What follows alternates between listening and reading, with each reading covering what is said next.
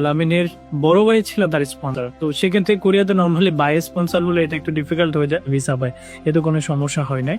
সালামু আলাইকুম এভরিওয়ান, আশা করছি আপনারা সবাই ভালো আছেন। সো ফাইনালি আজকে আরেকটি নতুন সাকসেস স্টোরি আপনাদেরকে শোনাবো। সো আমার সাথে আছে আলামিন ময়মনসিংহ থেকে এসেছে। সো আলামিনের ভিসা জার্নিটা আমাদের ফাইনালের সাথে কেমন ছিল স্যার, আলামিন থেকে শুনুন। সো আলামিন কেমন আছো? আলহামদুলিল্লাহ, আল্লাহ ভালো রেখেছি। আচ্ছা, তুমি পাইনিয়ার থ্রুতে অ্যাপ্লিকেশন করেছো, ফাইনালি ভিসা পেয়েছো, তো তোমার ভিসা জার্নিটা কেমন ছিল পাইনিয়ারে? আমি এখানে আসার পর থেকে কোনো ধরনের কোনো প্রবলেম হইলে সোরাইবো ছিল। কাউন্সিলরদের সাপোর্ট যেটা সেটা পেয়েছো। সো আলামিনের আরেকটি ইন্টারেস্টিং ব্যাপার হচ্ছে ব্যাংক নিয়ে।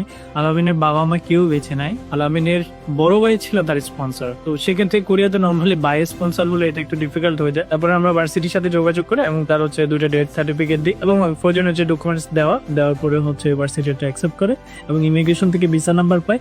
ফাইনালি বাংলাদেশ এম্বাসি থেকেও সাকসেসফুলি ভিসা পায়। এতে কোনো সমস্যা হয় নাই।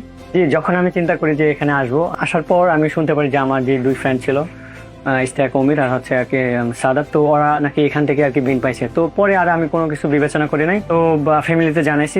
জানানোর পরে আমি আমার যত কাগজপত্র আছে বা অন্যান্য যে ডকুমেন্টসগুলো আছে সবগুলো রেডি করে আমি আমার ভার্সিটির জন্য যে যে রিকোয়ারমেন্ট ছিল এগুলো রেডি করে আমি আমার কাজ শুরু করি আর কি।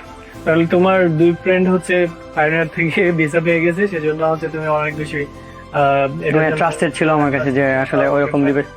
সো তারা ইন্ডিয়াতে আছে, এখন ভালো আছে। আই হোপ আলামিনের মতো এরকম আরো অনেক স্টুডেন্ট আসবে যাদের সাথে আমাদের আবার নতুন গল্প হবে। সো থ্যাংক ইউ সবাইকে, দেখা হচ্ছে বাইরের